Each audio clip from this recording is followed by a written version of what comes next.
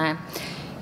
E só para fazer uma breve introdução, antes de eu passar para os painelistas aqui, o pano de fundo da ideia desse painel, dessa discussão, é o processo de revolução que o mercado financeiro vem vivendo, né? Por esse movimento de Open Banking, Open Financing, de novos produtos, surgimento de fintechs, enfim, eu acho que é de fato uma revolução. O CAD já teve experiências em análises de alguns segmentos, com destaque para meios de pagamentos, já identificou a concentração, verticalização, e o mercado já se mostrou desafiador por si, né? Tanto pela dinâmica com que ele foi criado, com a dinâmica do mercado, da essencialidade do produto para o consumidor, e agora ele tem desafios adicionais inerentes a esses mercados digitais, que eu destacaria a velocidade com que o mercado se desenvolve e a simetria de informação entre mercado e regulador. O Banco Central está fazendo um trabalho assim, muito intenso de viabilizar a descentralização desse mercado e a criação de novos produtos. E muita coisa já vem acontecendo por meio das fintechs, né? O Banco Central ele olha para a concorrência quando ele tá nesse processo, mas ele não olha só para a concorrência, né? Ele tem a estabilidade financeira, a inovação, a eficiência, enfim, vários outros aspectos. As fintechs têm o seu papel, né? Eles já têm exercido um papel muito relevante para trazer mais concorrência para esse mercado, que sempre foi muito concentrado, para trazer inovação e novos produtos, e a expectativa é que as fintechs exerçam cada vez mais esse papel. E, por fim, todo esse processo de inovação, todo esse processo de concentração bancária, toda essa discussão, ela, obviamente, não é uma experiência só brasileira, né? Ela é uma tendência mundial. E, enfim, por conta disso, a gente também queria trazer esse elemento internacional para essa discussão e entender como é que isso tem se desenvolvido nos países vizinhos, né? Por isso a gente trouxe aqui um representante de cada um desses papéis. Então, a gente vai começar com o conselheiro. Eu tenho aqui o conselheiro Gustavo, para falar o papel do CAD nessa discussão, o Daniel, do Banco Central, a Mariana representando as fintechs e, claro, o Santiago representando o nosso advogado de Latam. Eu vou fazer a introdução mais própria de cada um deles. Bom, enfim, então, a primeira palavra agora com o conselheiro. Enfim, Gustavo Lima, atual conselheiro do CAD, todo mundo já conhece, graduado, pós-graduado e mestre em Direito, procurador federal desde 2006 e com ampla experiência no serviço público. Conselheiro, a palavra é sua. Muito obrigado. Primeiro, quero saudar a presença dos que estão aqui, enfrentando esse horário pós-almoço, né? Sempre um horário mais ingrato. Saúdo na presença aqui do presidente Alexandre Cordeiro, do CAD, que está aqui prestigiando o evento, e agradeço a presença de todos. Falar sobre sistema financeiro, particularmente fintech, é uma honra. Acho que nós já tivemos muita dúvida alguns anos atrás, sobre a questão da dupla regulação do sistema financeiro, né? O sistema financeiro regulado tanto pelo Banco Central quanto, em algum momento, pelo CAD.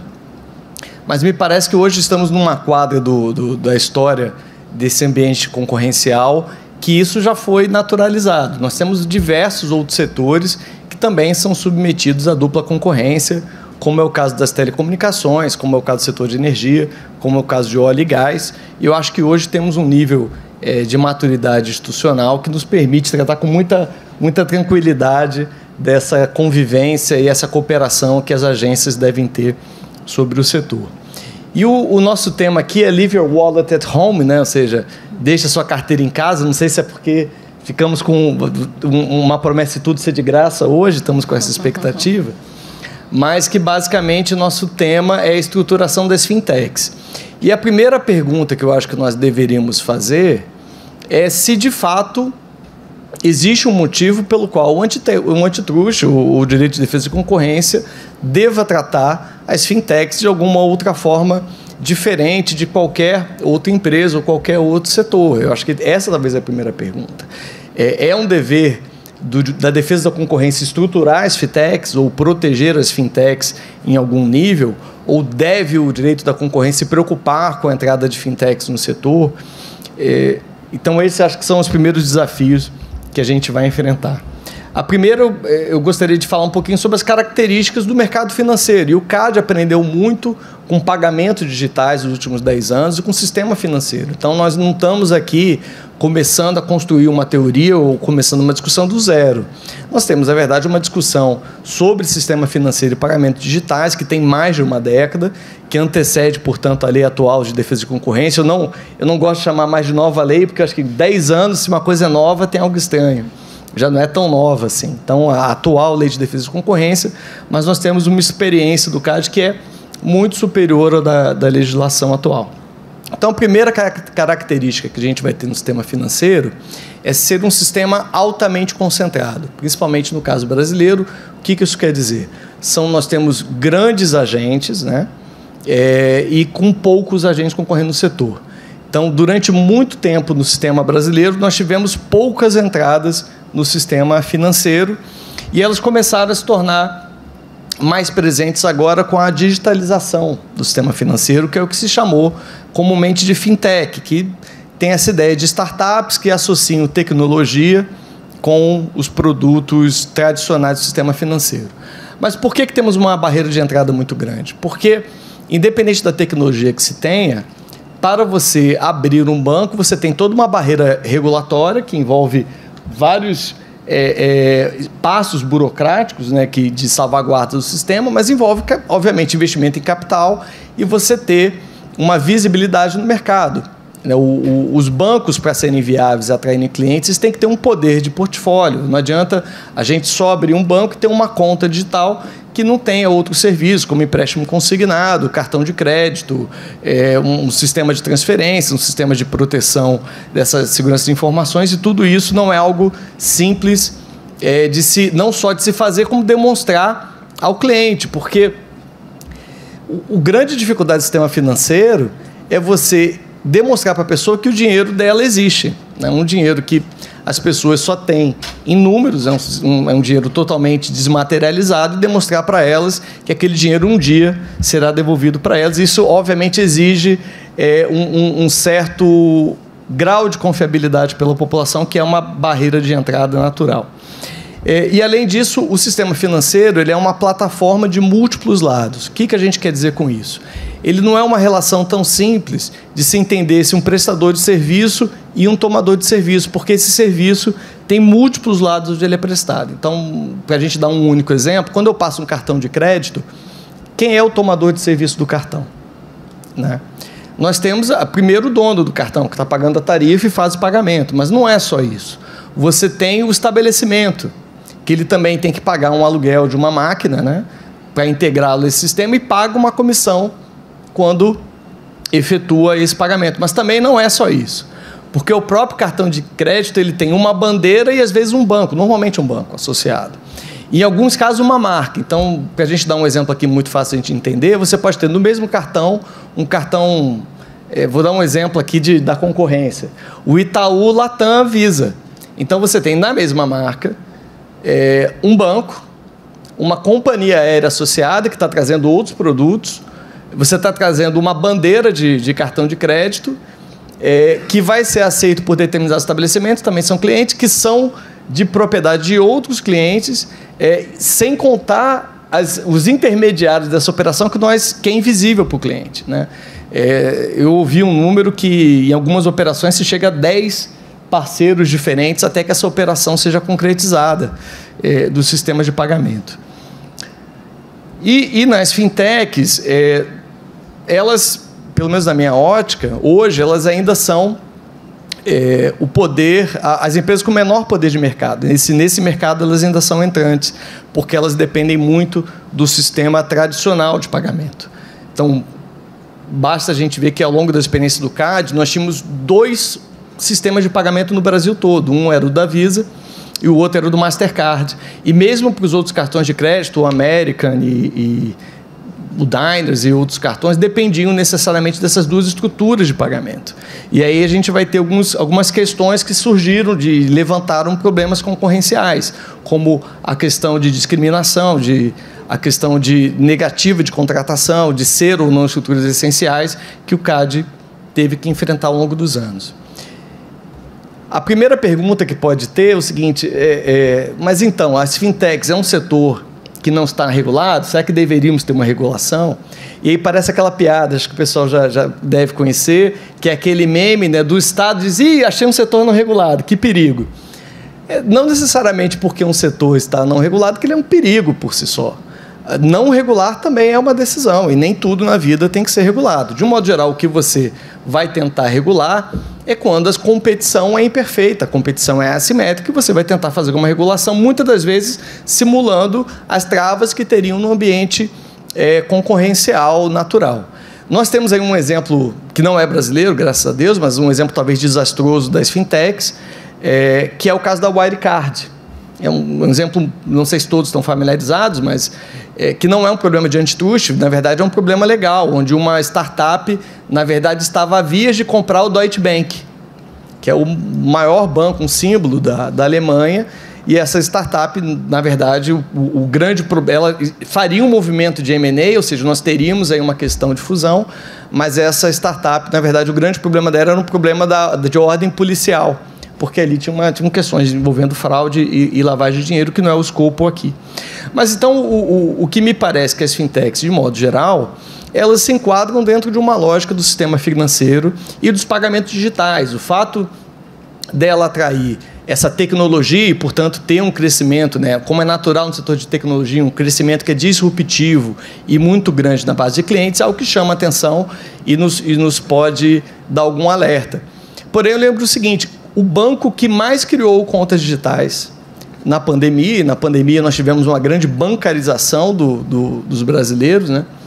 O banco que criou mais contas digitais é o banco mais tradicional que se possa imaginar, que foi a Caixa Econômica Federal, que criou dezenas de milhões de poupanças digitais de forma automática. Eu, particularmente, acompanhei essas discussões da medida provisória 982, era um caso extremo, porque você tinha que, de fato, introduzir um grande número de brasileiros num sistema financeiro digital, mas claro que levanta 1000 preocupações. E foram preocupações que a gente teve na época de, eventualmente, essa medida provisória criar um desbalanceamento no mercado e permitir que um dos grandes 4 bancos, no Brasil, dos grandes bancos, 2 são controlados pelo Estado. Se eu não me engano, o Nubank agora é o 5º, né? Era o 6º, agora eu acertei. Antes eu ia dizer que os 5 grandes bancos eram tradicionais, então agora temos uma fintech entre eles. Mas dos 4 grandes bancos, 2 são estatais e, de modo geral, o setor financeiro tradicional é quem controla esse sistema. Então, eu digo isso para dizer, olha, as fintechs são uma novidade, mas elas não estão surgindo do nada. Tem um ambiente já bem conhecido concorrencial e que a lógica delas não é tão diferente de tudo que vinha se discutindo nos últimos 10, 20 anos. E muitas dessas discussões poderão ser feitas, até mesmo porque os próprios bancos tradicionais terão que se adequar a uma realidade virtual. Todos eles já estão se adequando. Então, em algum momento, a incorporação de tecnologia é algo que vai ser feito por todos os setores. Agora, por que o CAD se preocupa especificamente, por exemplo, com o sistema financeiro? E aí eu digo, olha, uma das grandes preocupações que o CAD teve nos últimos anos foram os pagamentos digitais. Basicamente porque esse sistema de pagamentos é, em essência, o que atrai o cliente, né? O cliente, ele tem 2 grandes produtos que ele precisa. O primeiro são os empréstimos. Então, de modo geral, o cliente vai abrir uma conta porque ele precisa de um empréstimo. Segundo, porque ele precisa fazer pagamentos. E os pagamentos digitais, o que a experiência do CAD demonstrou ao longo do tempo, foi uma série de práticas que, sim, poderiam desbalancear a concorrência. Eu vou citar algumas delas. Um dos casos aqui, que não são tão recentes, é a questão da agenda de recebíveis, né? Então, o que é a agenda de recebíveis? Eu tenho um ponto de venda, um estabelecimento comercial, e eu tenho créditos que eu sei que vão receber, porque as pessoas passaram o cartão na minha loja e eu vou receber isso daqui a 30 dias, 40 dias, 60 dias, e eu tenho uma agenda de recebíveis que é previsível a minha receita futura. Essa agenda de recebíveis, ela pode ser negociada para eu conseguir crédito. Então, eu que sou o estabelecimento comercial, como tenho créditos que são praticamente certos que vão ser depositados na minha conta, eu posso ir para o banco, oferecer isso como uma garantia e utilizar essa minha agenda de recebíveis para melhorar o meu perfil de crédito, ter um acesso a juros melhor. Uma das coisas que o CAD percebeu na experiência foi justamente utilizar empecilhos a essa agenda de recebíveis e a leitura de agenda de recebíveis entre atores financeiros para prejudicar ou, de certa forma, limitar a capacidade dos demais agentes de mercado conseguirem crédito. Então, o que a pessoa fazia? Ela, na hora que queria levar aquela agenda de recebível para negociar com outro banco concorrente, uma outra instituição financeira concorrente, o banco dele de origem não dava um acesso ou dava uma informação que era meio truncada em relação a essa agenda de recebíveis, o que mantinha aquele cliente refém e não conseguia o crédito em outros bancos. Outra questão que a gente teve foi a questão de discriminação, práticas de exclusividade das mais diversas, né? Nós já observamos sistemas financeiros, como eu estava comentando, o caso do Visa, Mastercard talvez seja o mais simbólico, onde você criou uma série de relações de exclusividade que, inclusive, mudavam o tempo de pagamento. O caso que eu acho que a gente tem mais fácil de entender isso é o das maquininhas, né? Então, acho que as pessoas lembram, como nós tínhamos no passado, onde se você queria passar o cartão Visa, era uma maquininha. Ah, não, mas é Mastercard, então vou pegar outra maquininha. Aí a maquininha descarregou. O cliente, o estabelecimento tinha que ter 2 maquininhas, pagar 2 aluguéis. Isso foi uma coisa que o Banco Central evoluiu e muito em cima também de considerações que o CAD fez. E hoje a gente tem um exemplo muito prático de entender que hoje as maquininhas são intercambiáveis, né? Você consegue utilizar a mesma máquina para fazer o pagamento de qualquer cartão, desde que credenciado. A gente vê isso uma vantagem muito grande para o mercado, em termos de eficiência, de competitividade, de bem-estar do consumidor. Então, esses contratos de exclusividade, especificamente do sistema financeiro, esse é o exemplo mais prático, como é que um contrato de exclusividade diminui o bem-estar e diminui a competição, e como é que hoje, por exemplo, o advento da máquina interoperável melhorou muito o mercado. Uma outra coisa que a gente verificou era a questão das portabilidades. Isso também já teve investigações do CAD no passado, onde o cliente queria fazer uma portabilidade para outro banco, e aí, por questões operacionais de sistema, essas operações de portabilidade ou não eram permitidas, ou eram desfeitas em alguns casos, ou se permitia portabilidades em grau menor. Então, esse tipo de conduta, né, que a gente hoje está mais avançando para o Open Bank, né, dos dados poderem migrar, esse conteúdo que o banco tem, às vezes, em relação ao dado que está disponível ao cliente, não permitir que esse dado migre, ele é claramente uma barreira à competição. São coisas que o CAD vai se preocupar e vai olhar com mais calma. Então, existem, eu acho que eu diria, 3 mantras que a gente poderia ter no direito concorrencial que se aplicam ao sistema financeiro e se aplicam às fintechs. Primeiro, a neutralidade de prestador de serviço de rede. Isso é essencial no sistema financeiro. O que eu quero dizer com a neutralidade do prestador de serviço de rede? Então, imagine que eu vou passar um cartão de uma bandeira X, né? Quando eu passo esse cartão, isso pode não ser muito claro para o cliente, mas se usa uma estrutura do sistema financeiro tradicional, para aquela informação ver se tem saldo, se o cartão está bloqueado, enfim. A neutralidade do sistema de rede diz o seguinte: olha, a resposta do cartão não pode depender de qual é a bandeira que você está usando. O que já acontecia no passado, me parece que hoje já estamos num ambiente de neutralidade de rede. Dependendo da bandeira do cartão que você passava, eu dava tempos de resposta diferentes. Então, acontecia aquela situação do cliente: passa o cartão. Aí ele ficava esperando, aí não dava resposta, e não passou, não entrou. Ah, então deixa eu passar o da outra bandeira, e o da outra bandeira entrava. Por quê? Porque a rede não era neutra. A rede privilegiava. Então, eu, como provedor daquela infraestrutura de pagamento, aquilo ali tem todo um sistema financeiro atrás, dando a infraestrutura, criava essas diferenças. Percebemos isso no Pix, né? Não sei como é que estamos agora, mas a depender de quem era o agente financeiro que fazia ou recebia o Pix podia ser instantâneo, ou o Pix podia ser que nem um DOC, levar 24 horas para o Pix entrar na conta. Então, a questão da neutralidade de rede é um tema importantíssimo, porque, obviamente, uma pessoa que quer fazer o Pix e está ali no caixa, se não entra o Pix, ele não vai consumir o produto, e ele vai utilizar um outro banco que consiga fazer aquela transferência mais rápido. Então, a neutralidade dessa rede é fundamental quando a gente está falando de concorrência no sistema financeiro. Segundo, interoperabilidade entre os operadores, né? Entre as diversas instituições. As informações têm que ser capazes. O sistema financeiro ele precisa. É natural do sistema que seja capaz de trocar essa informação. Então, é algo que tanto o Banco Central e o CAD tem que ver com muita cautela para que os grandes agentes não criem dificuldade de trocar essas informações e isso dificultar as operações dos menores agentes financeiros. E o terceiro são esses contratos e relações de exclusividade que, obviamente, como eu já expliquei, uma relação de exclusividade ao longo de todo o sistema financeiro pode, sim, diminuir eficiência. E eu já indo para o meu... Eu não sei como é que estamos de tempo, provavelmente estourou. 2 minutos, não, tá bom. Mas indo já para o ponto final da palestra, temos um tema novo, quando a gente fala de fintech, que é a questão dos killer acquisitions, né? Que é quando você faz a aquisição de um agente financeiro com o simples propósito de tirá-lo do mercado, que é o que para o CAD ainda é uma novidade para a gente. De modo geral, quando a gente vai considerar uma operação de fusão e aquisição, a gente trabalha em termos de receita, e no Killer Acquisition, a receita pode não ser o fator mais importante, porque às vezes você vai ter um grande ator que ele está ali pela tecnologia, pelo caráter disruptivo, pelo potencial. Então, às vezes, quando você está comprando a empresa, não é pela base dela atual, e sim pela projeção futura.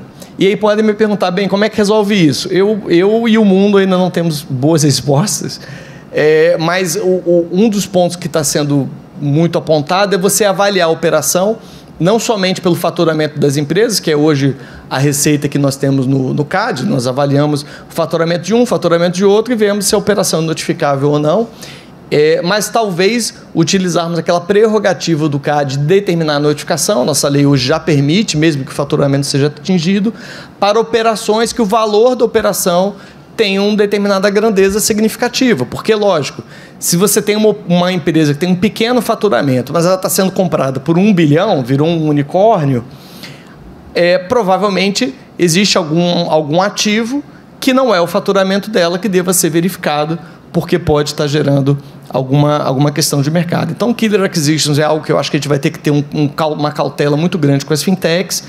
Eu costumo dizer que nós temos uma briga, quem já ouviu falando sobre o tema, que está contratada e no qual eu lamento dizer que as fintechs estão no meio.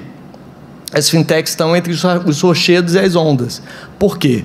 Nós temos hoje o sistema tradicional bancário, que obviamente é hoje o grande poder de mercado no sistema financeiro, e nós temos as big techs. E eu não tenho dúvida que os movimentos futuros das big techs serão de simplesmente disputar o sistema financeiro tradicional, e nesse ponto as fintechs talvez passem para o movimento de ou ser adquirido pelas big techs ou ser adquirido pelo sistema financeiro nacional, o sistema financeiro tradicional. Então, um exemplo disso é o WhatsApp. Isso talvez o Banco Central, não sei se vai comentar sobre essa questão, o WhatsApp ele passou e está agora passando pelo sistema de virar um sistema de pagamento. E aí o WhatsApp, obviamente, é controlado pela Meta. Então, quando você tem a possibilidade de abrir uma conta Facebook, e essa conta Facebook automaticamente já te dá uma abertura do WhatsApp, e o WhatsApp virar um sistema de pagamento, com a possibilidade de armazenar saldo, né? Ou seja, eu, por exemplo, eu posso... E isso é algo que é muito concreto da gente entender. Muito brevemente, pode dizer que o meu empregador me paga meu salário por WhatsApp. E eu não preciso de uma conta corrente. Se eu recebo meu salário por WhatsApp, eu posso pagar todas as minhas despesas por WhatsApp. E aí, se nesse momento o marketplace for algo que for alastrado, para que eu vou abrir uma conta corrente? Para que eu vou ter um cartão de crédito? Se eu posso chegar em qualquer loja, passar um WhatsApp e fazer um pagamento. Eu estou dando um exemplo que ainda não é algo concreto, mas hoje, mas no sistema de tecnologia, quando você começa a falar isso, daqui a algo que parecia ser ficção científica, daqui a 2 anos é uma realidade. Eu lembro... Eu cheguei a estudar telecomunicação, né? Minha primeira graduação foi eletrônica. Eu lembro que na época a gente falava de hipermídia, que era algo que era Star Trek. O que era o hipermídia? Era 2 pessoas poderem falar vendo uma outra e ouvindo o som ao vivo. E a gente falava aquilo ali como se fosse algo que fosse acontecer em 100 anos. E hoje é a coisa mais simples que nós temos aqui. Eu acho que a gente fica até incomodado quando dá uma travada de meio segundo. Eu lembro também que eu dizia, olha, eu acho que o ápice da comunicação é quando a gente puder entrar num avião e entrar na internet. Hoje todos nós já estamos voando aqui e Wi-Fi de graça, inclusive, não só pagando, mas de graça. Então, quando eu digo dessa questão do sistema do WhatsApp, pode parecer algo muito futurístico, de se dizer que as pessoas podem simplesmente optar por não ter mais conta bancária e utilizar a sua conta do Facebook ou conta do Instagram, mas tudo isso, o único fator que fará isso mudar é se o empregador vai pagar ou não pelo WhatsApp. Porque hoje você precisa do sistema bancário por quê? Para receber seu dinheiro, essencialmente. Você não precisa do sistema bancário para pagar. Só que você recebe de uma fonte de pagamento que te paga hoje em dia para o sistema tradicional. Se os empregadores acharem mais barato ou mais prático fazer os pagamentos, eu estou fazendo propaganda gratuita aqui do WhatsApp, mas poderia estar falando de PayPal ou qualquer outro sistema. Se os empregadores se sentirem confortáveis a utilizar qualquer outra base para se colocar saldo, isso vai ser um problema para o Banco Central. Porque quando a gente vai ver a nossa legislação do Banco Central, escrita lá nos anos 60, né? Imagina. Para você ter uma ideia, segundo a lei, qualquer empreendimento que você armazena um saldo de conta corrente, saldo de dinheiro, isso é considerado sistema financeiro, se você for na definição literal. Eu sei que o Banco Central tem uma leitura muito mais moderna. O que nos poderia levar a crer que, por exemplo, se eu chego lá no Netflix e deposito um saldo, né, um saldo ali qualquer, aquilo ali poderia ser uma conta bancária. Mas, de fato, isso poderá ocorrer. Eu vou encerrar aqui essa minha primeira participação, até para ter espaço de pergunta, mas já para mostrar, embora eu não ache que é um problema a gente ter uma regulação, não sou daqueles que achamos algo não regulado, que perigo, mas vão ter dúvidas para a gente, e eu não tenho dúvida que as Big Techs vão ter, muito brevemente, um encontro marcado com essas discussões aqui. Obrigada, conselheiro.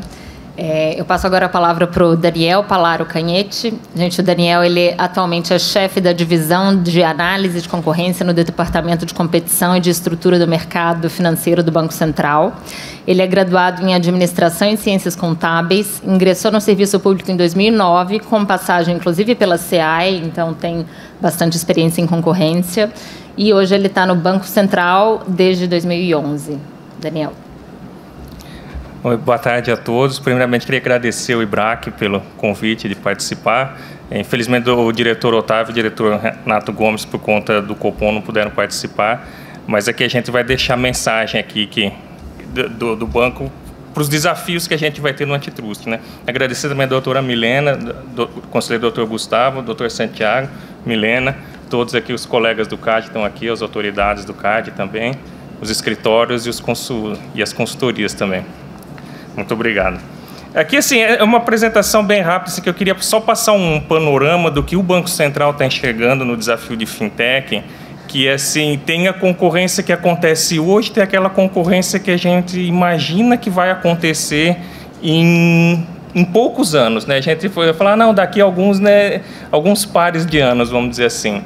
Né? Então, a gente vai tentar aqui entender, colocar para discussão, assim, tentar ver como está se dando a digitalização do sistema financeiro e do sistema de pagamentos aqui, tentar pontuar a diferença muito importante entre os dois aqui, para entender qual que seria, vamos dizer assim, o locus de concorrência onde vai se dar esse mercado daqui para frente, e ver assim, um panorama do que a tecnologia e a inovação conseguiram viabilizar de modelo de negócio. Se a gente for pensar o que é um banco, o que é intermediação financeira, o que é fazer um pagamento, isso não inovou. O que inovou foi o como que eu faço isso e o que a tecnologia me permitiu fazer. Por exemplo, assim, a gente fala do Pix, assim, mas o Pix tem várias utilidades. Assim, a gente entende ele com pagamento, mas o Pix ele pode ser algo que, em algum condomínio, que é para abrir o portão do condomínio onde que você mora, você pode usar isso aí para registrar contrato de compra e venda do imóvel, por exemplo, e aqui falando aspectos operacionais e não legais, mas o Pix consegue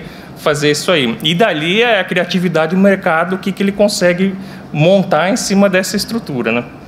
E daí a gente volta, então, como que a gente faz com essa tecnologia em tecnologia de plataforma? A plataforma /app, né? Entender que, assim, para pré-adolescente, site já é algo um pouco, já que eles não entendem direito. A linguagem é app, né? E é onde está acontecendo a concorrência também nesse setor. E daí a gente comenta aqui um pouco também que os bancos, obviamente, não ficaram parados vendo a atuação desses agentes. E depois a gente vê uma discussão de quais são os desafios,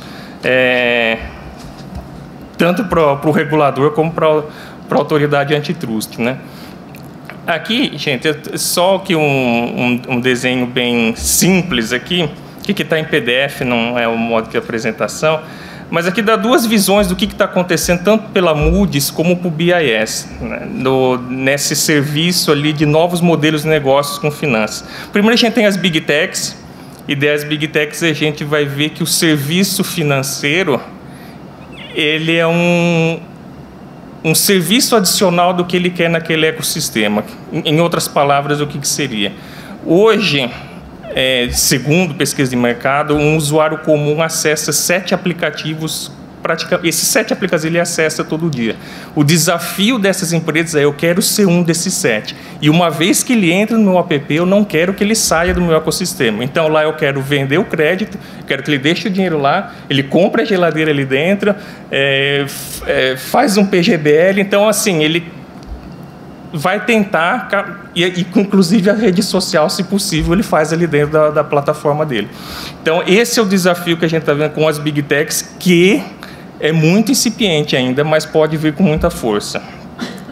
Ali uma figura também que a Moody's coloca dos bancos digitais, e aqui um parênteses, né? O que é o banco digital? Hoje, a gente como usuário, no app que a gente está falando, a gente fala assim: eu trabalho com um banco digital, quero saber o que é ele.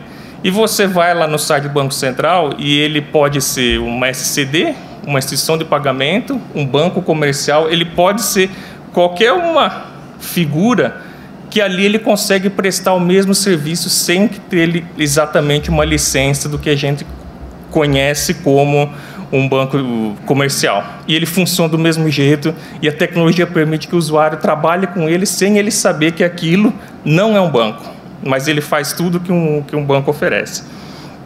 E um desafio grande ali também, e ali é mais até para o regulador, até a parte de descentralização financeira, o DeFi, pode ser algo que mude muito a gente fazer depósito a prazo em banco. O banco funciona como um supermercado que agrega todos esses depósitos e que concede crédito. A tendência é muito esse crédito ser muito direto, descentralizado, e aqui no Brasil a gente está conhecendo como as CEPs, as Sociedades de Empréstimo entre Pessoas, que estão crescendo significativamente. Que você vai lá, sabe para quem você está emprestando, e ali o grande core business desse modelo de negócio é assim: eu tenho uma inteligência por trás dessa análise de crédito que eu consigo rivalizar com qualquer banco. Então, esse é um desafio que vai ter para o regulador, para o usuário, que hoje ele não vai ter a segurança, por exemplo, que ele tem hoje de um banco que tem por trás um emprestador de última instância. Aqui ele vai ter que lidar com aquela empresa que ele está fazendo crédito. Mas é uma tendência, vamos dizer assim, o custo para ele é menor, a remuneração é melhor, e é algo que isso aqui o regulador está muito de olho. E, por fim, ali a CBDC, né? As moedas digitais do Banco Central, que são inúmeros modelos ali por trás, né? Você pode estar pensando em fazer simplesmente uma stablecoin, e você pode estar replicar a sua base monetária, e aquela stablecoin funciona como se fosse um ETF, e negociar isso em tecnologia qualquer, ou usando o próprio sistema de liquidação atual, seja o STR, que é o mais tradicional, ou pode fazer no SPI, né, que é o sistema de pagamento instantâneo, que é onde está o Pix. E isso aí, o que acontece? Vai acontecer, né? O Banco Central ali tem, o próprio presidente fala que até 2024 a gente quer ter pelo menos algo incipiente do que vai ser uma moeda digital, que lá fora já está acontecendo. Isso aqui influi diretamente como esses marketplaces, como esses apps, como o conselheiro comentou, como se paga um salário, por onde e como e no que vai ser pago, e ali tem todo esse desafio. E ali o BIS ele tem uma outra visão, não são exatamente dos agentes, mas no tipo de centralização ou descentralização que eu quero desse mercado. E ali o BIS pontua até a questão das moedas digitais em desafio ao que eles chamam de DIMization, né? Que é o DIM, que é a moeda lá que o Facebook está pensando em montar, ele chegou a mudar de nome, agora está no DIM. E ali você tem por trás dessa tecnologia, desse modelo de negócios, agentes absurdamente grandes, né? Você imagina que quem não tem WhatsApp aqui no Brasil, né?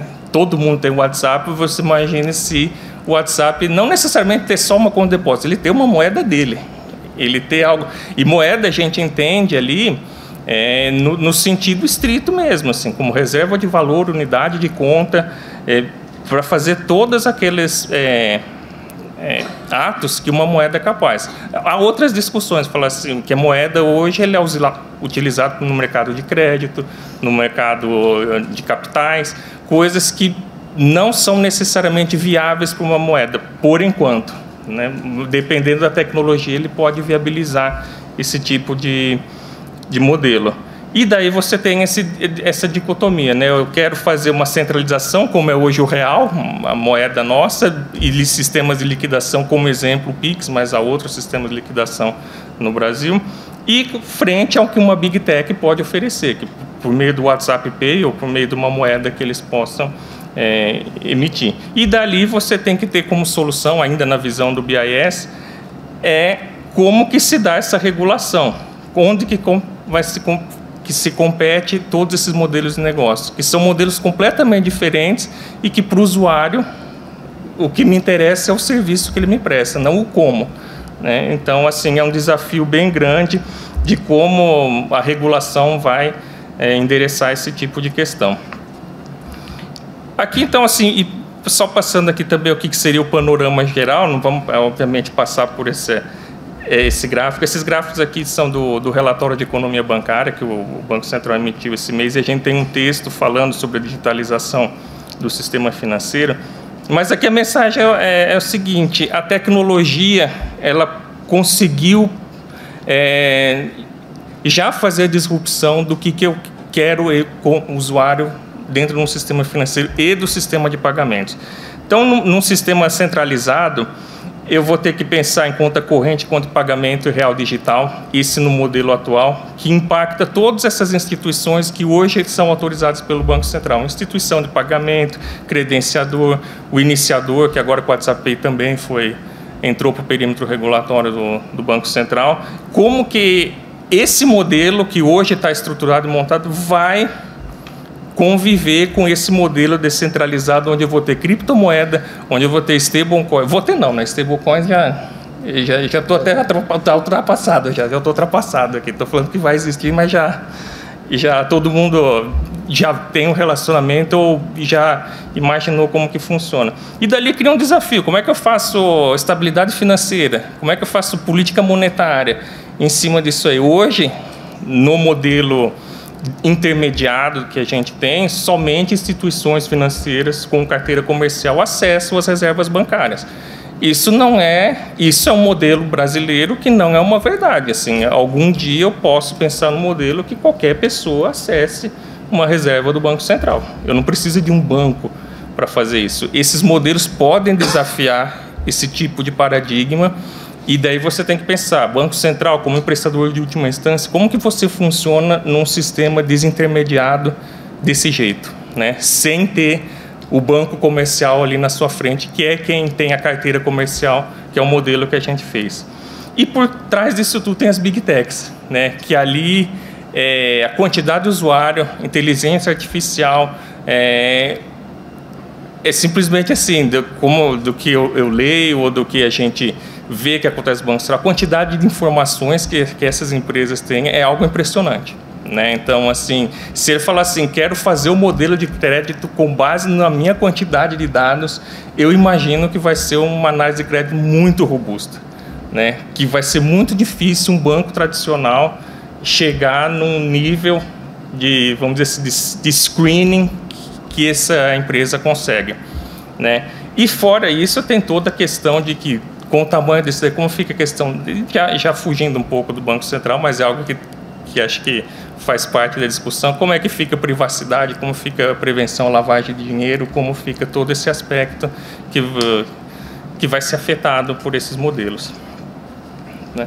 E aqui, como eu tinha comentado, aqui a convergência que se dá entre dentro de uma plataforma. Então, o que acontece? Essa figurinha central, na verdade, isso aqui é o que uma empresa quer que eu tinha comentado, de que quero ser um desses 7 aplicativos que as pessoas acessam todo dia. Então, ali dentro eu vou ter meu marketplace, meu crédito, meu seguro, minha previdência, meus investimentos, a minha rede social, tudo eu vou ter ali, e não sou banco. Ainda por cima, eu posso ainda contratar um parceiro para operar ali dentro da minha plataforma. E o que acontece, então, com tudo isso aí? A gente vai ter sempre, de um lado, empresas, big techs e e-commerce tentando se unir junto com instituições de pagamentos de uma maneira de que alavanque o negócio deles. Então, a gente vai ter empresas que funcionam como marketplace, que criam uma IP por trás para azeitar aquele marketplace e movimentar. E daí ele percebe que consigo conceder crédito também para os que estão aqui dentro do marketplace. E daí eu vou evoluindo. Eu vou fazendo o pilot-up em cima do meu modelo de negócio. E daí você tem que ter o bancos incumbentes e falar assim, olha, eu não vou ficar parado. Isso aqui sempre foi o que eu tenho. Eu tenho os bancos que a gente tem são bem significativos e não vão ficar parados frente a esse desafio que eles já estão sofrendo. Então, aqui, o que acontece? A reação dos bancos nesse modelo, né? Aqui a gente vai ter muito provável, isso aqui na verdade já está acontecendo, com base na digitalização, exigência de Basileia 3, os bancos partem para vou terceirizar. Então, assim, já que eu não consigo competir com a quantidade de dados da Big Tech, eu vou ser um parceiro dele, e daí você vai ter os cloud services que as Big Techs já estão oferecendo. Vou ter um processo de consolidação e de saída. Aqui a gente já vê muito claramente, principalmente no segmento ali de plataforma de investimento.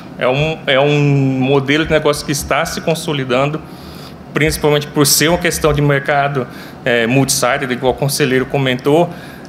São mercados em que o investimento em tecnologia, investimento em infraestrutura, não comporta você ter múltiplos preços e ser muito capilar. Isso aí ele tende para uma convergência para que é o que acontece com qualquer modelo de plataforma. Sobram poucos players nesse mercado, porque o investimento é muito alto em tecnologia que esses modelos estão fazendo. E aqui, por fim, só para a gente encerrar, aqui seriam os desafios que temos, assim, tanto como regulador, como na parte de concorrência, acontecer com a concentração, o conselheiro já falou, e aqui a gente fala assim, que a concentração é um dos elementos, né, mas, na verdade, assim, a questão da tecnologia acaba virando muito primordial nesse mercado. A arbitragem regulatória, que, assim, só para dar um exemplo do que a gente faz de arbitragem regulatória, como um banco comercial, qual que é o modus operandi normal dessa instituição? Eu capto um depósito a prazo, faço intermediação e invisto. O que eu não consigo, eu faço tesouraria e tenho o depósito compulsório no Banco Central remunerado. Só que daí tem um outro modelo de negócio que fala assim, olha, eu tenho uma SCD, que eu faço um crédito direto, não preciso intermediar, eu vou dar crédito no meu capital próprio, que é o modelo menos eficiente, porque assim, é mais barato você fazer crédito com capital de terceiro do que com capital próprio. Mas daí eu posso fazer uma outra coisa, eu posso conceder o meu crédito, empacoto, faço uma cessão para um FDIC, capto dinheiro e rodo de novo e tenho uma IP aqui do lado. Ou seja, eu não sou um banco comercial, mas estou fazendo tudo que um banco comercial faz e jogando o risco para o mercado de capitais, em vez de ficar internalizado e depender de um provedor de última instância, igual o Banco Central, que é o que dá a característica do sistema financeiro. E aí temos as questões também ali do comportamento anticompetitivo, que acho que é muito que o conselheiro comentou, risco cibernético nesse mercado concentrado, a desintermediação e questões de privacidade e prevenção à lavagem de dinheiro. Imaginando que tudo funcione com base numa CBDC, fica praticamente detectada toda e qualquer operação de pagamento que é feita com moeda digital. Isso aí fica completamente rastreado. Acho que esses aqui são os desafios, acho que vamos continuar depois com mais discussão, tá? Obrigado. Obrigada, Daniel. Acho que ouvindo todas essas explicações, acho que a única palavra que me vem à cabeça é a grande questão desses mercados, eu acho que é assimetria de informação, né? Porque são muitos produtos novos, são muitas relações de concorrência que precisam ser entendidas ainda. Mas sem me adiantar nas questões, eu vou passar a palavra para a Mariana. A Mariana é fundadora do Center for Technology and Public Interest, CTPI. Ela passou por algumas plataformas financeiras, entre elas o Nubank. Ela é formada em Direito, mestre em Direito Constitucional, Liberdade de Expressão, Privacidade e Internet pela NYU e PhD pela Universidade do Estado do Rio de Janeiro. Mariana. Bom, primeiro, boa tarde a todos. Queria primeiro agradecer, Milena, pelo convite, a organização do evento. É um prazer estar aqui com vocês. Agradecer também a presença de todos. Bom, eu trabalhei por muito tempo do lado das fintechs, né? Então, assim, trago um pouco essa perspectiva dos novos entrantes no mercado financeiro e continuo trabalhando com esses assuntos agora no centro de pesquisa que eu fundei junto com meu sócio aqui no início do ano. A minha fala vai ser dividida em 4 partes, vai ser bem rápida. Primeiro, vou falar um pouquinho sobre o papel que eu vejo que a regulação tem exercido, né, na defesa e fomento da competição no mercado financeiro, de uma forma mais geral. Na sequência, eu comento um pouco sobre como eu tenho visto a atuação do Banco Central nesse contexto e, na sequência, a atuação do CAD nesse contexto, o papel que eu vejo também no papel do CAD. E, por fim, vou fazer uma provocação final para vocês, pensando mais no futuro da interação entre essas agências, entre os órgãos reguladores, etc. Bom, primeiro, eu tenho muita sorte de poder falar logo na sequência, né, dos representantes dos 2 órgãos. Eu acho que vai ficar um paralelo bem interessante. Bom, como eu tenho visto o papel da regulação, né, no fomento da competição. Em primeiro lugar, né, na remoção de barreiras, tanto o conselheiro quanto o Daniel já mencionaram isso aqui hoje. E eu vou entrar em alguns exemplos de como eu vejo que isso tem, de fato, acontecido no mercado financeiro. Mas, para além dessa remoção de barreiras propriamente, que é uma forma talvez mais tradicional da gente pensar na defesa e no fomento da competição, a gente tem visto também a atuação, principalmente do Banco Central, na criação de meios para competir também. Vou explicar o que eu quero dizer por isso. Mas, antes, bom sempre mencionar que eu vejo muito que o sucesso, né, que a gente tem visto nos últimos 10 anos, pelo menos, aí na ampliação, no trabalho da regulação do Banco Central, na criação da regulação sobre as IPs, etc., e todo esse trabalho regulatório que tem acontecido desde lá de 2013, primeiro, tem tido um resultado fenomenal. O trabalho tem sido primoroso dos órgãos reguladores. E aqui eu comento especialmente do Banco Central. E eu não tenho nenhuma dúvida de que um bom, pelo menos algo que contribuiu bastante para esse sucesso, para esse resultado, tem sido a abertura, né, que os órgãos reguladores, o Banco Central e o CAD também têm tido para receber as perspectivas, né, desses novos entrantes, que, né, pensando no mercado como um locus, né, do conhecimento local, do conhecimento do mercado, de como tem sido a aplicação de tecnologia e como tem sido a competição de fato. Essa abertura, né, essa permeação do regulador tem se mostrado muito efetiva. E os impactos disso estão aí para a gente ver, são muito palpáveis, né? Tanto de abertura de mercado, ampliação da oferta de serviços, mercado financeiro. Hoje o Brasil tem mais fintechs que qualquer país na América Latina, melhores serviços, melhores preços, tem toda uma gama de serviços gratuitos que são oferecidos hoje para os brasileiros. Maior inclusão financeira também é muito claro. Claro que nesses últimos 2 anos teve um grande impulso por conta da pandemia, mas mesmo antes a gente tem visto uma curva ascendente bem interessante aí na inclusão financeira. E isso tudo sem prejuízo da estabilidade do sistema financeiro, que naturalmente é sempre um tema, né, que vem como preocupação quando a gente fala em abertura do mercado, porque às vezes pode ser um contraponto, né, para a abertura do mercado, é a preocupação com a estabilidade do sistema financeiro, né, em que, por um lado, você pulveriza um pouco o risco, né, porque você tem diversas instituições oferecendo serviços financeiros, mas, por outro, você talvez pode incorrer num risco oposto, que é, ao invés de too big to fail, too many to fail. Então, essa é um equilíbrio que o Banco Central tem feito de forma muito exitosa. Então, falando nele, deixa eu comentar rapidamente sobre o papel que eu tenho visto mais especificamente do Banco Central.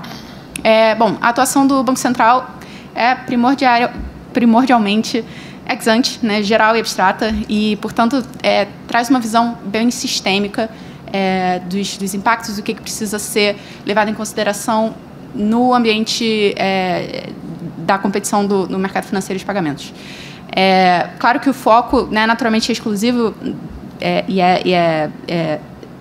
a atuação do Banco Central é exclusiva dentro do mercado financeiro e de pagamentos, e bastante focado, né, nessa questão de estabilidade do sistema financeiro e conservação do papel moeda.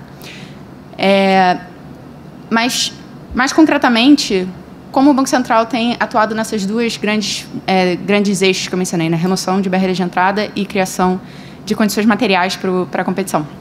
No lado da remoção de barreiras, eu menciono aqui, em primeiro lugar, as barreiras na própria regulação, né? Então, como eu mencionei, desde 2013, com a criação da regulação das IPs, o Banco Central tem feito um esforço muito interessante de adequar a carga regulatória ao nível de risco que as instituições, cada instituição, né, cada grupo de instituições traz para o mercado. E isso teve um impacto no ambiente competitivo das instituições financeiras e de pagamento tremendo. Eu não tenho nenhuma dúvida de que teria sido muito mais difícil surgir um Nubank, por exemplo, se não houvesse essa regulação mais específica para IPs, que permite que instituições entrem nesse mercado com uma gama mais reduzida de serviços, mas que também com um custo muito menor para entrar, né? Então, esse é um exemplo que eu não posso deixar de mencionar.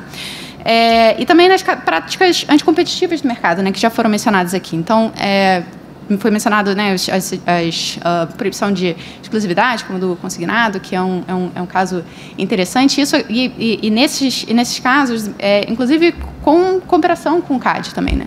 Então, no exemplo da exclusividade consignado, né, com a atuação do Banco Central e do CAD, das condutas discriminatórias, né, contra as fintechs também, com a atuação das duas instituições, e até pensando agora do lado do Banco Central, a gente mencionou, né, o caso o conselheiro mencionou muito o exemplo da indústria de cartões, e o Banco Central tem feito um esforço, todo um esforço regulatório, né, para garantia da neutralidade nos arranjos dos cartões. Então, tem criando obrigações de interoperabilidade, de transparência, enfim. Então, toda uma série de medidas que têm se mostrado muito interessantes nesse contexto de abertura do mercado. E aí, em segundo lugar, a criação das condições materiais para a competição.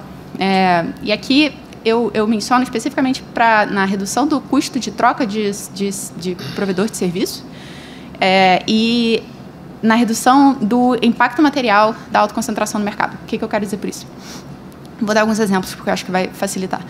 Algo que até o conselheiro também já mencionou, e que a gente pode retomar aqui. Primeiro é o caso de portabilidade, né? E um exemplo relativamente recente, muito interessante, é o da portabilidade quanto a salário. A gente falou sobre portabilidade de dados também, mas começando pela portabilidade quanto a salário, não sei se vocês tiveram a experiência de tentar fazer a portabilidade quanto a salário 10 anos atrás, mas era um procedimento, era impossível. Eu tive a experiência em primeira mão de tentar fazer a portabilidade e desistir no meio, porque era um procedimento complexo. E o Banco Central, atento a isso, ele fez uma mudança pequena na regulação, mudando o procedimento, como o procedimento de portabilidade seria iniciado, e essa pequena mudança de procedimento fez com que o número de portabilidades aumentasse exponencialmente, porque simplificou muito o processo. Então, hoje você vai na instituição que você quer que recebeu o seu salário e você faz o pedido lá, e aí as instituições de destino e de origem se resolvem. Então, essa redução da fricção para a troca fez com que os casos de portabilidade subissem muito.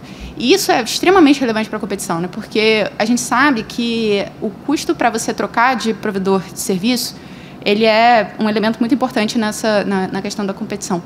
Mas, em particular, no sistema financeiro. Teve um relatório do CMA, né, a Autoridade de Competição do Reino Unido, que concluiu que é mais provável um britânico se divorciar do que mudar de banco. Então, é um custo gigantesco para você fazer essa mudança. E todas as intervenções para reduzir o custo dessa troca têm grandes vantagens, né, para o ambiente competitivo. E quando o custo é muito alto, isso necessariamente favorece os incumbentes, né? Quem já tem uma presença de mercado maior, quem já está no mercado há mais tempo, quem já tem uma base de clientes maior, e reduz os incentivos para a inovação por essas instituições, né? Se você tem um lock-in, é menos provável você investir na qualidade de serviço, você oferecer serviços mais baratos. Se isso soa um pouco como monopólio, deve ser coincidência. Mas sobre isso é interessante também na questão da portabilidade, pensando do ponto de vista dos dados, né? Então, quando a gente fala do Open Finance, a gente um dos grandes impactos, um dos grandes potenciais do Open Finance é justamente reduzir o custo de troca de provedor de serviço, né? Então, esse é um outro elemento em que o Banco Central atua para criar essas condições de competição, permitindo que as instituições financeiras consigam buscar os dados dos seus clientes para oferta de serviços, como crédito, como seguros, qualquer serviço financeiro.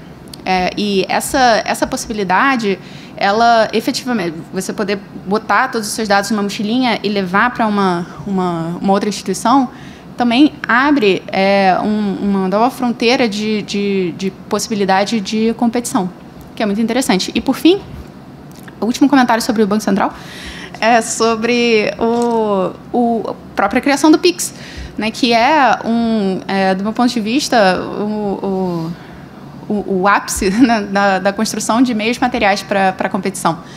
Porque, como foi mencionado pelo conselheiro, o mercado financeiro e o mercado de pagamentos, ele é um mercado de múltiplos lados.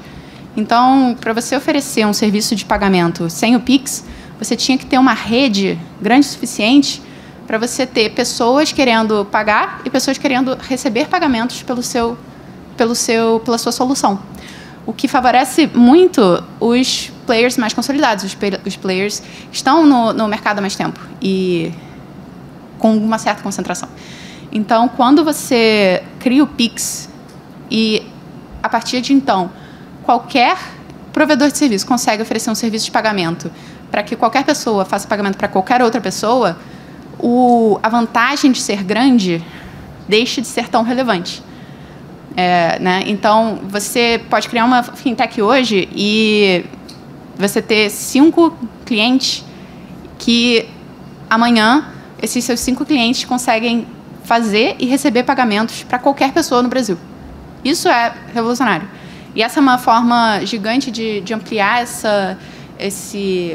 o potencial para a competição, né? O Daniel mencionou que o Pix é uma grande plataforma e o mercado vai fazer o que quiser dele. Mas justamente eu quero chamar a atenção para o impacto da criação dessas condições tem para o ambiente competitivo. E o mesmo vale, inclusive, para as Big Techs, né? Hoje a gente tem uma certa apreensão, porque as Big Techs têm uma rede tão gigante, né? Tem uma rede de clientes tão grande, mas quando você constrói essas infraestruturas que permitem que qualquer pessoa, qualquer novo player, não importa quão pequeno, consiga oferecer serviços de qualidade, essa significa que esses pequenos players também podem competir com essas Big Techs sem um problema de alcance, né? O alcance se torna definido pelo próprio sistema de pagamentos. E aí, falando agora do CAD, não vou me estender demais, acho interessante chamar a atenção que, da minha perspectiva, a atuação do CAD pode ser também ex post, né? Principalmente no caso de atos de infração à ordem econômica. E pode atuar com mais flexibilidade para garantir o resultado final de defesa da ordem econômica, né? Enquanto que o Banco Central trabalha na normatização e aplicação das normas. O que significa que, em muitas situações, o CAD pode atuar até de uma forma mais ágil em relação a grandes tendências, novas tendências, né, do mercado. E temos até, inclusive, um exemplo que é muito interessante, que é do caso do Guia Bolsa do Bradesco, que vocês vão de conhecer, mas que vem dessa como o conselheiro mencionou, essa negativa, né, dos incumbentes de ceder acesso a informações para facilitar a provisão de serviços, às vezes até para um competidor. E no caso do Guia Bolsa é muito interessante porque a decisão, né, e a decisão inicial do CAD de instaurar um inquérito e de analisar a conduta anticompetitiva de se negar acesso a esses dados veio até muito antes da primeira resolução de Open Finance do Banco Central. Então, é interessante ver essa distinção, né, do meio de atuação,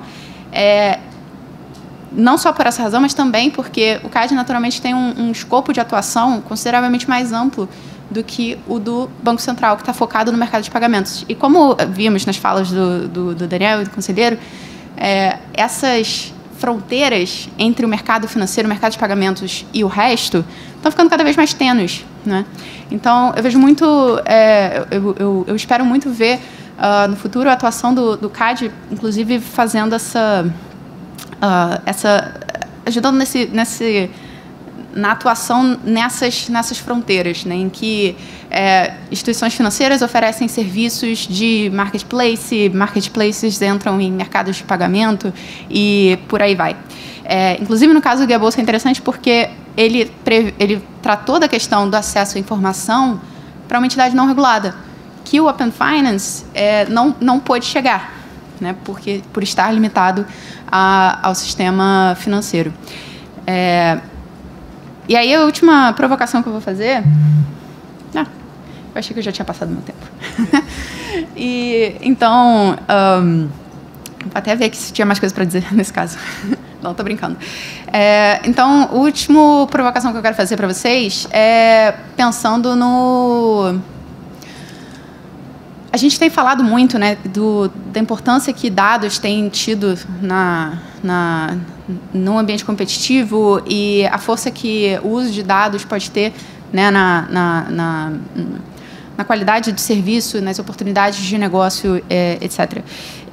O que me faz pensar, né, isso, inclusive, o Daniel também mencionou, né, que existe uma multitude de questões que surgem, que não são estritamente da competição, não são estritamente do antitruste, mas que devem ser levados em consideração também quando se discute esses grandes temas que a gente tem mencionado aqui, como, por exemplo, a privacidade, diversas outras questões que vão surgir também junto com esses grandes temas.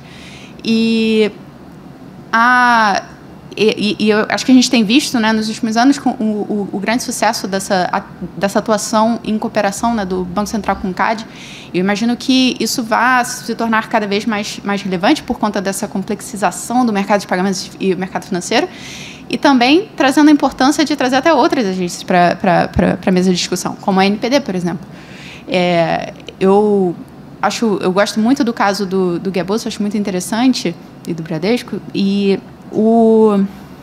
me pergunto se vai tardar muito para essa mesma questão, né, sobre acesso a dados e portabilidade de dados e o impacto que isso tem na concorrência vai ser levado para o CAD em outras indústrias, né? A gente pode imaginar a aplicação dessa mesma lógica para diversas indústrias.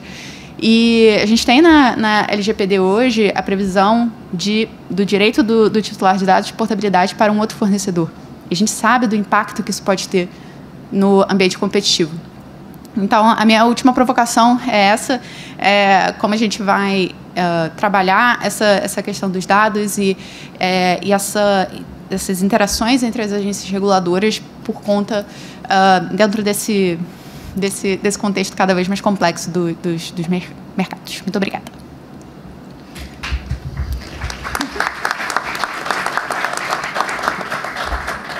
Obrigada, Mariana, muito interessante. Bom, antes da gente passar para as discussões, a gente vai ouvir agora o Santiago para saber, né, o que os nossos países vizinhos estão vivendo. O Santiago, ele é sócio do escritório argentino Marval, onde ele ingressou em 2006, é pós-graduado pela King's College e tem uma vasta experiência em direito antitruste. Thank you, Milena, and don't worry, I'm looking at the watch. Okay. Apologies for doing this in English, but you don't really want to hear the Argentinian talking Portuguese after lunch, so please bear with me. I'm going to follow Commissioner Gustavo's notion on science fiction and just want to take you through a very short time travel through the 3 eras of fintech analysis in Latin America. We go back 5-10 years ago. It was the first time we started hearing things about like Netflix and everything was new and Facebook was still new and so forth. And these fintech companies started appearing and they started to grow throughout the region because they were intuitive, they were the new thing, and they had a bit more leeway as regards certain compliance obligations. So they were upstarts, it was the cool thing to do, and they started growing. What was the reaction by the incumbents, the traditional institution? Well, there were basically 2 ways to go. It was either collaboration, in which they could, for example, enter into some sort of joint venture, in which they could share their client base, their compliance regulations, their KYC, and all those rules that, for example, old financial institutions had at that time. Or they could go the other way and go into the way of blockage. Exclusivities, brand exclusivities, denial of access to the networks. And when you review some of the cases for the last 5 years, you see throughout the region that in a lot of cases, that was the way that the traditional institutions went. In Argentina, 5 years ago, there was probably one of the most important cases in antitrust that we have ever had, in which the Commission started investigating Prisma, which was the only acquirer of the Visa brand in Argentina. When you're the acquirer, you're basically the one that provides access to the network. All the main banks in Argentina were shareholders of Prisma, and there was an exclusivity agreement that there was no other acquisition in the country for the Visa brand, which held something like 85% back at the time. The Commission started investigating this. They did so on their behalf and also at the bequest of certain fintech companies that were starting to appear in the market and that stated that there was a very there was a serious problem with access to their network, in the sense that they were encumbering access to the Visa connections and so forth. The Commission started investigating, and the banks that held Prisma, main banks in Argentina, basically outright divested the company, creating the biggest M&A in Argentina of the last 5 years. A similar case took place, or at least some notions were similar in Chile, with the Transbank decisions. Back in 2013, there was a decision from the Commission. Then there was a Supreme Court decision back in 2019, which they basically started dealing with interactions between the bank, that also were the shareholders of Transbank, one of the main acquiring companies in Chile. There was also an order as regards the setting of public, equal, non-discriminatory fees, and also steps were taken so as to try to foster the entry of new acquirers of other brands in Chile. When you look at Mexico, the decision that they made back in 2018, when they carried out a market investigation, is a little bit different. Mexico has a system in which there's basically a compensation chamber, a compensation trade association between several banks regarding credit card payments. And not only in that decision, they stated that barriers of entry should be eliminated so as to ensure that the system became more open, but also they made a very straight reference that regulation should be drafted in a way for other manners of competitors to enter into the market, clearly thinking about fintech companies. In Peru, in 2018, there was also another market investigation. So you may see that 2017, 2018, those were the hot years for fintech investigations in your neighboring countries. And that investigation basically followed the notion that they realized, they started investigating by seeing that only 9% of Peruvian citizens were actually using credit card payments. And they started to try to figure out what was the reason for which clients were not reaching, why there was so much informality or they were trying to use other systems. And what the authority determined is that there were several vertical restraints in the market that impeded the true access to clients and that created certain problems as regards to the payment systems. And they also ordered for multi-acquiring services to be provided throughout the country. So you can see that let's just say that phase in the immediate past basically dealt with problems with access to infrastructure. We jump back to the current day in which fintechs are currently coexisting with usual financial institutions. Financial institutions have taken steps so as to try to be up to this new wave, and they have started creating their offspring entities. They have started to create their own fintech companies, and in some cases they have resorted to M&A transactions to doing so. So in some cases they go for the full merger model, in which it's basically a true subsidiary in which they direct both the usual financial institution and the fintech entity. Or in some cases they go for the satellite model, in which they, even though they control the company, they just leave it working on its side on an autonomous manner and without interfering on the day-to-day operations. There's also a matter of whether the acquisitions of all these institutional companies of fintech companies actually trigger killer acquisitions. There was a case back about 2 years ago in the US as regards Visa, when they tried to acquire Plate, in which the transaction was blocked because it was considered it was a clear acquisition, because Plate was a new entrant into the market and was about to challenge Visa, and they considered that they were basically killing that company. What are the issues right now that are being investigated in other jurisdictions? Well, it's once again access to infrastructure. In this case, regarding a different type of phase in the payment chain, which are the payment facilitators. Payment facilitators basically serve as collection agents, as local collection agents for international merchants that do the collection in the country and then carry out the transfer of the proceeds to international merchants. Those type of companies are quite useful in countries in which, for example, there are currency control problems. You have one big neighbor down south that is currently going through that notion, and basically ease international commerce. Without payment facilitators, it would be a bit harder to book, for example, your Heathrow Express ticket from Sao Paulo. The matters that are being discussed right now is that Visa and MasterCard have announced to their acquirers, and in turn their acquirers have informed to the payment facilitators that there would be an increase in the fees to be paid for those services. We're talking about an increase in fees in which in some cases is threefold, basically leaving out all payment facilitators out of the market and favoring the brand downstream services.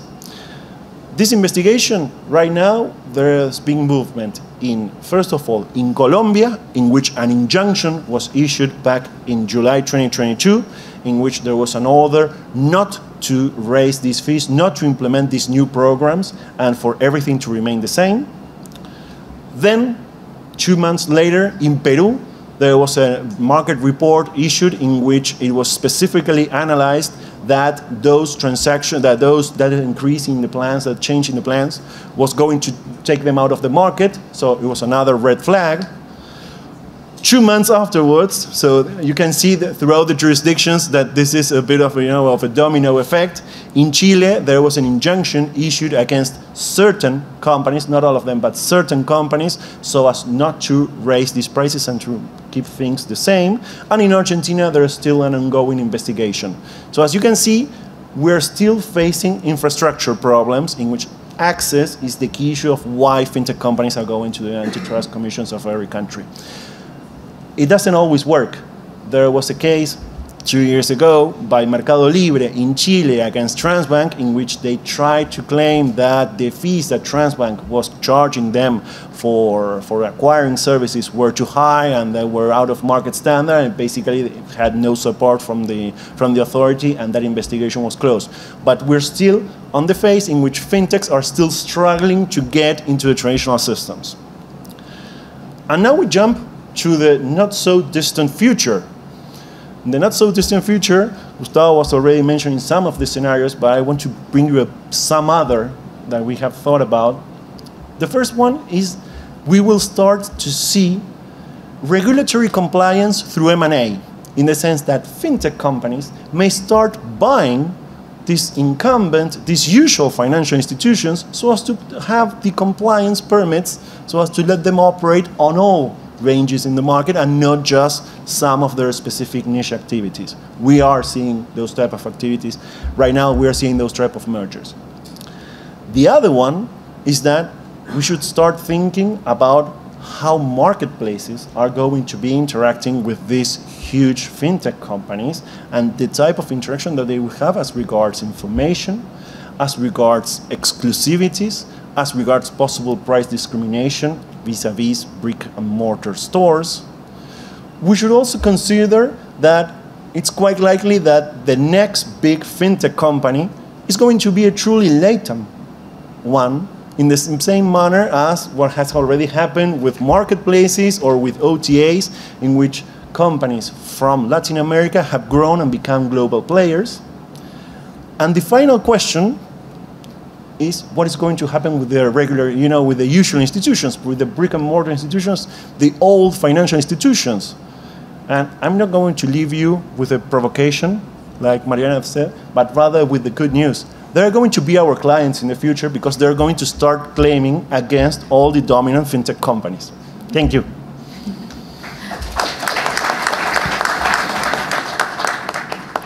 Obrigada, Santiago. Acho que existem muitas similaridades, né, com o Brasil e os países vizinhos. Bom, eu queria deixar aberto para perguntas, para quem quiser fazer algum comentário ou alguma pergunta. Quer começar?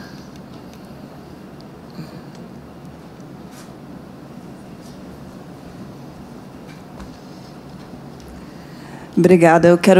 Meu nome é Adriana, quero agradecer a apresentação de todos vocês. Eu só queria fazer um comentário.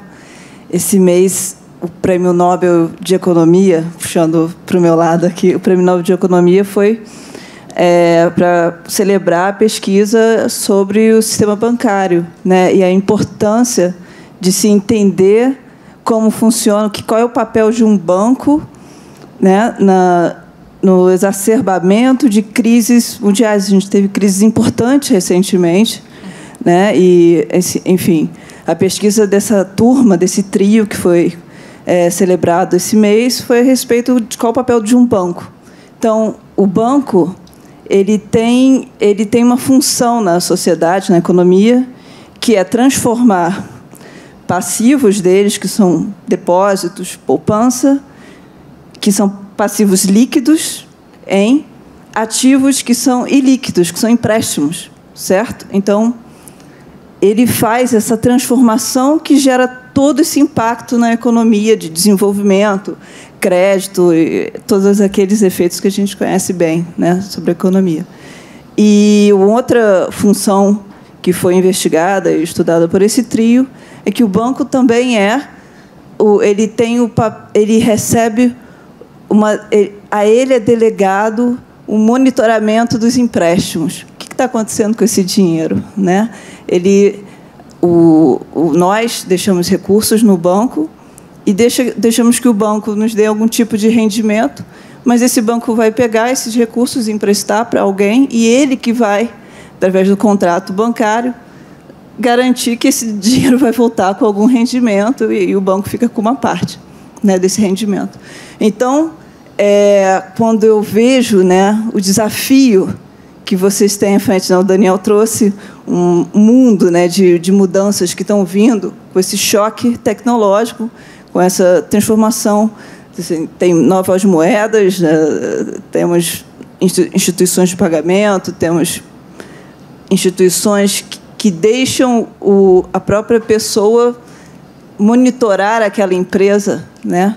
Então, todas essas descobertas que foram desenvolvidas, né, que foram celebradas esse mês com o Prêmio Nobel de Economia, levaram a um aperfeiçoamento da regulação do sistema bancário, né? Aquela regulação prudencial foi ajustada em função disso. Então, eu só quero fazer um comentário que é um mundo muito fascinante agora, né, de tentar cuidar, né, de que esse desenvolvimento continue, esse super salto tecnológico, esse desenvolvimento de novos produtos e serviços avance, mas sempre com aquele, né, super cuidado de garantir que não haja uma outra crise, né, sendo fomentada, porque a gente sabe que crises bancárias, crises de confiança no sistema financeiro geram um efeito de manada muito forte, aquela profecia autorrealizável que essa teoria justamente fala, né, que gera um